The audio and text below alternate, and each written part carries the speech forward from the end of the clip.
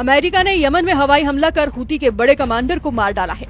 मारे गए Houthi commander का नाम अब्दुल नासिर अल कमाली है, जिसे हूती का इंटेलिजेंस विंग का चीफ बताया जा रहा है। इस बीच प्रेसिडेंट ट्रंप ने ईरान के साथ परमाणु डील के लिए ओमान में होने वाली बैठक की जानकारी दी है। उधर ईरान के सुप्रीम लीडर अली खामनेई ने खाड़ी के 6 देशों को धमकी दी है। अली खामनेई ने कहा है कि जो देश अमेरिका को हमले के लिए जमीन और हवाई क्षेत्र इस्तेमाल करने देगा, उसे ईरान नहीं छोड़ेगा। खामनेई की धमकी के बाद तुर्की के राष्ट्रपति एर्दोआन भड़क गए हैं। सुपर पावर के जंगी जेट लाल सागर से उड़ते हैं, यमन में मंडराते हैं, हूती पर बम बरसाते हैं। बारूदी धमाके से धरती फटती है, तबाही मचती है, मगर जैसे ही धमाके का शोर थमता है, जवाबी हमला इससे भी जोरदार होता है। हूती की मिसाइलें उड़ने लगती हैं। रॉकेटबाज ऐसा करारा जवाब देते हैं कि अमेरिका और इजराइल दोनों सहम जाते हैं। दुनिया की सबसे ताकतवर लीडर ट्रंप के लिए ये युद्ध भी मुसीबत बनता जा रहा है। ट्रंप को एक बार फिर से ईरान ने जोर का झटका दिया है। जिसे ट्रंप एटमी बम वर्षा के धमाके दिखा रहे थे, जिसे ट्रंप ने जंगी बेड़े भेजकर डरा रहे थे, ट्रंप ने जिसे धरती से मिटा देने की धौंस जमाई, उसे ईरान ने सुपर पावर से सीधी टक्कर लेने का ऐलान कर दिया है। ईरान के सुप्रीम लीडर अली खामनेई ने तमाम दुश्मनों के नाम पैगाम जारी कर दिए हैं। ईरान के सुप्रीम लीडर अली खामनेई ने तमाम दुश्मनों के नाम पैगाम जारी कर महायुद्ध की चेतावनी दे डाली है। ईरान ने अपने लड़ाके फोर्स की तबाही के बाद उन सभी देशों को दहलाने का ऐलान किया है, जिन्होंने अमेरिका और इजराइल की मदद की है। अली खामनेई का दिमाग गर्म है। व्हाइट हाउस में नेतन्याहू और ट्रंप की मुलाकात का वीडियो सामने आने के बाद खामनेई का खून खौल गया है। ट्रंप नेतन्याहू की सीक्रेट मीटिंग की डिटेल ने ईरान को युद्ध के लिए भड़का दिया है। नेतन्याहू के साथ मुलाकात के दौरान ट्रंप ने एक ऐसी बात कह दी जिससे बातचीत के बजाय युद्ध का माहौल बन गया है। एक तरफ अमेरिका ईरान समर्थक हूती लड़ाकों पर बमबारी रोक नहीं रहा, दूसरी तरफ ईरान की बर्बादी का प्लान सुनकर ईरान युद्ध के मूड में आ गया है। यूएस एयरफोर्स ने ईरान पर एटमी प्रोग्राम को लेकर डील का प्रेशर बनाने के लिए हूती लड़ाकों पर हमले जारी रखे हुए हैं। अमेरिकी सेना की सेंट्रल कमांड ने यमन की राजधानी सना हवाई हमले के वीडियो रिलीज किया है। मीडिया रिपोर्ट्स के मुताबिक अमेरिकी हमले में 69 लड़ाके मारे गए हैं। ट्रंप ने नेतन्याहू से मुलाकात में साफ किया है कि ईरान अब बेहद खतरनाक हो चुका है।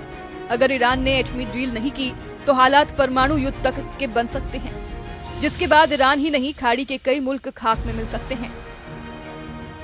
ट्रंप ने दावा किया है कि ईरान को एटमी डील के लिए वो मजबूर कर देंगे। उधर अमेरिका के राष्ट्रपति डोनाल्ड ट्रंप ने कहा कि हमारी ईरान के साथ सीधी बातचीत करने की शुरुआत हो चुकी है। ये शनिवार को शुरू होगा।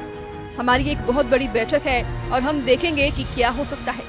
और मुझे लगता है कि हर कोई इस बात पर सहमत है कि सख्ती करने की तुलना में सौदा करना बेहतर होगा। और लड़ाई ऐसी चीज नहीं है जिसमें मैं शामिल होना चाहता हूँ। और सही बताऊं तो इजराइल भी नहीं चाहता अगर वो इससे बच सकते हैं। इसलिए हम देखेंगे कि क्या हम इससे बच सकते हैं।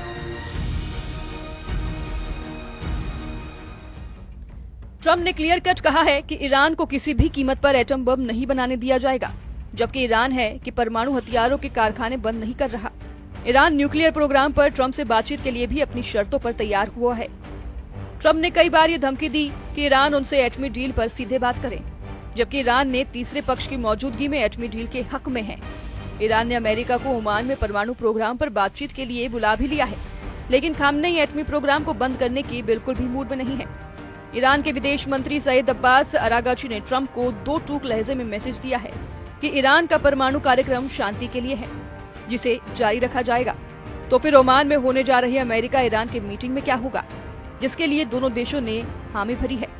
ईरान के विदेश मंत्री ने सोशल प्लेटफॉर्म पर मैसेज देकर कहा है कि गेंद ट्रंप के पाले में है, तय उन्हें करना है कि युद्ध होगा या फिर शांति। ईरान की अचानक आक्रामक रुख अपनाने की वजह से यमन में अमेरिका को मिली नाकामी मानी जा रही है।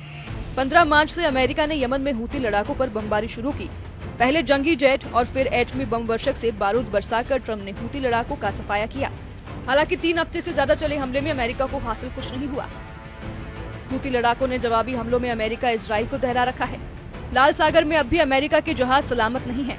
हूती की मिसाइलों ने इजराइल और अमेरिका के ड्रोन और मिसाइलों को तबाह कर डाला है, जबकि हूती से लड़ाई में अमेरिका के $1 अरब से ज्यादा रकम बर्बाद हो चुकी है। अमेरिका ने हूती के खिलाफ ऑपरेशन में अपने 6 परमाणु बम वर्षक और 2 जंगी बेड़े लगा रखे हैं। अमेरिका दावा कर रहा है कि अब तक हूती के 80 टॉप कमांडर मारे जा चुके हैं। हालांकि हकीकत में अब तक Houthi chief Abdul Malik Houthi को अमेरिका छू तक नहीं पाया है। हुती चीफ की बात तो दूर है, सुपर पावर के हाथ अब तक हुती प्रवक्ता याह्या सिर्री भी नहीं लगा है। असलियत में अमेरिका को हवाई हमले में कुछ खास कामयाबी नहीं मिली है, जिसे देखते हुए ईरान भी अटैक मोड में आ चुका है। सुप्रीम लीडर अली खामनेई ने तो अमेरिका से दोस्ती निभाने वाले 7 मुसलमान देशों के लिए धमकी भरा पैगाम भेज दिया है।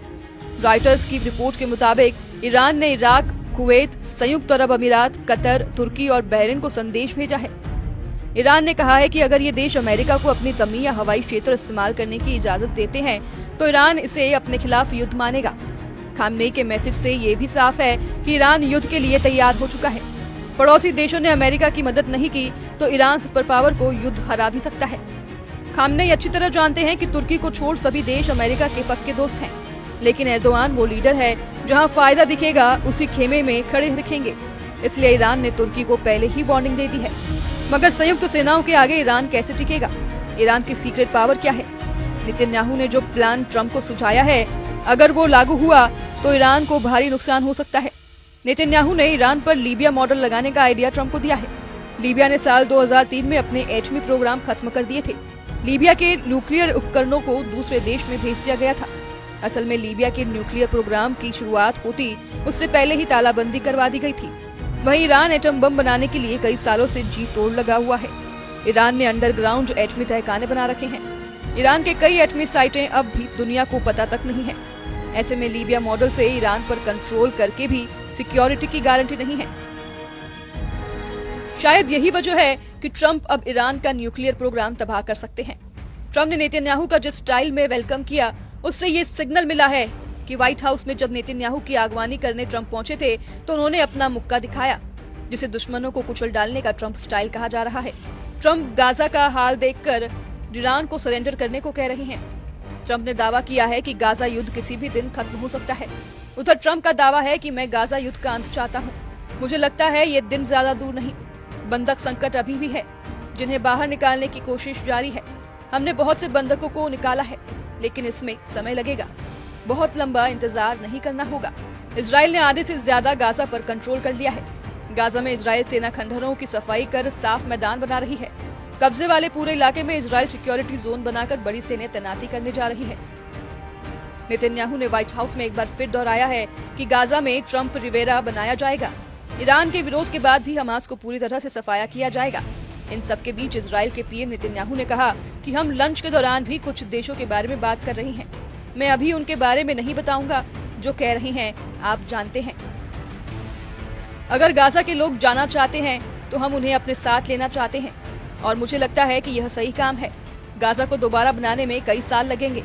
इस बीच लोगों के पास एक विकल्प हो सकता है। राष्ट्रपति के पास एक विजन है, दूसरे देश उस विजन पर प्रतिक्रिया दे रहे हैं।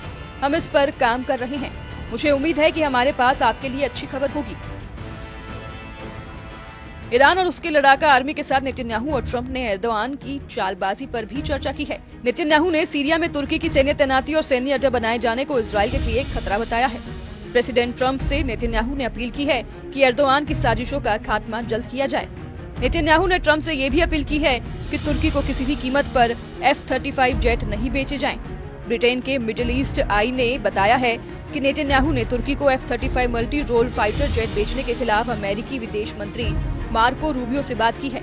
रिपोर्ट के मुताबिक बेंजामिन नेतन्याहू पिछले 2 महीने से अमेरिकी विदेश मंत्री से गुजारिश कर रहे हैं। इससे पहले मार्च में फॉक्स न्यूज ने अपनी रिपोर्ट में बताया था कि ट्रंप तुर्की को F-35 फाइटर जेट बेचने जा रहे हैं, जिसकी एक शर्त रखी गई थी कि तुर्की रूसी एयर डिफेंस सिस्टम S-400 को हटाए, जिसकी खरीद के बाद ही ट्रंप ने जेट की डिलीवरी रोक दी थी। अब एक बार फिर जैसे ही एर्दोआन F-35 जेट हासिल करने के करीब दिख रहे हैं, इजराइल की टेंशन बढ़ गई है। तुर्की ने सीरिया में तख्तापलट के बाद जिस तरह से सैन्य विस्तार किया है, जिस तरह तुर्की सैन्य अड्डे बना रहा है और सीरिया के लड़ाका ग्रुप्स को गठजोड़ बढ़ा रहे हैं, नेतन्याहू के लिए सिरदर्द बनता जा रहा है। नेतन्याहू जानते हैं कि तुर्की से टकराना इजराइल के लिए आसान नहीं। एर्दोआन के पास एटम बमों की भी भरमार है। नेटो देशों के सदस्य तुर्की के पास अमेरिका के दिए 100 एटम बम हैं। वहीं इजराइल के पास कुल 90 परमाणु हथियार होने की जानकारी दी जाती है। तुर्की हाईटेक वॉर में भी इजराइल से कमजोर नहीं। तुर्की के ड्रोन दुनिया में सबसे घातक माने जाते हैं।